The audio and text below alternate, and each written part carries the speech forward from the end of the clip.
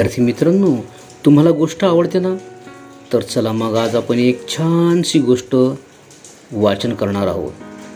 मात्र तुम्ही लक्षपूर्वक ऐकायचं हां. गोष्टीचं नाव आहे वडेश बहरला. चिंचपूर नावाचे गाव होते. गावाजवळ ओढा होता.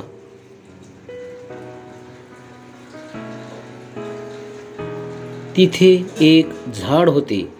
झाडाचे नाव होते वडेश.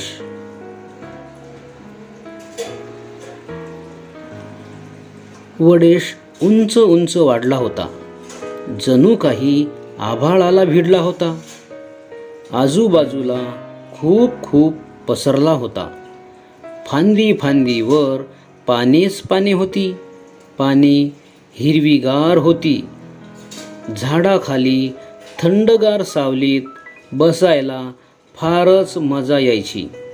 झाडावर चिमणी, कावळा, खारुताई, मैना, राघू यायचे. किलबिल करत बोलायचे. गोड गाणी गायचे. वडेशला पाखरांची भाषा समजायची. तो पानांची सळसळ करून बोलायचा आणि फडफड करून रागवायचा.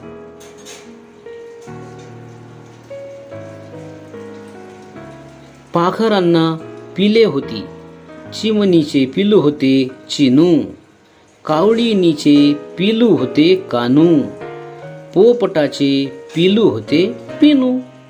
पिले लपाछपी खेळत, पारंबी पकडून झोके घेत, खूप दंगा करत दुपारी वडेशची झोप मोडायची. तो वैतागून जायचा. पिलांवर रागवायचा. पिलांना सांगायचा, उडा उंच भूर भूर, जा खूप दूर दूर, करता खूप कट कट, निघा इथून झटपट.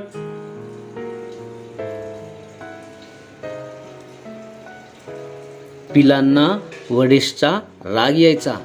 ती वडेशचे नाव आईबाबांना सांगायची. नेहमी नेहमी पिलांचे बोलणे ऐकून पाखरांना वडेशचा राग आला.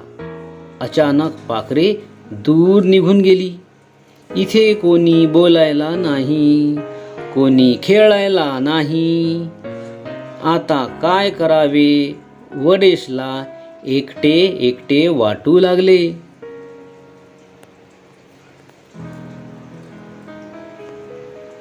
हिवाळा संपला. ऊन तापू लागले. फांदीवर तांबूस कोवळे अंकुर दिसू लागले. ते हळूहळू मोठे झाले. मग पोपटी होत गेले. कोवळी पाने दिसू लागली. पाने हिरवीगार झाली. फांदी फांदीवर हिरवे हिरवे ठिपके दिसू लागले. ते हळूहळू लालसर झाले. मग फळे लालसुटूक झाली. जाता येता पाखरांना फळे दिसू लागली. ती शीळ घालून वडेशला हाका मारू लागली. वडेशला पाखरांची ओढ होतीच. रुसवा संपला होता. तो पाखरांना बोलावू लागला, या रे या, सारे या, चटकन या, पटकन या, लाल फळे खाऊन जा.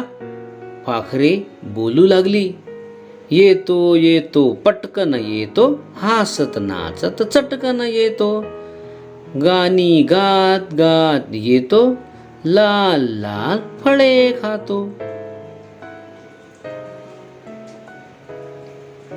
पाखरे वडेश जवळ आली. नवी घरटी बांधली. वडेश जवळ राहू लागली. वडेशला खूप आनंद झाला. मोठी झालेली पिले पाहून वडेश बहरून आला. तर कशी वाटली मित्रांनो गोष्ट? छान ना? तर चला परत एकदा ह्या गोष्टीचं वाचन करा.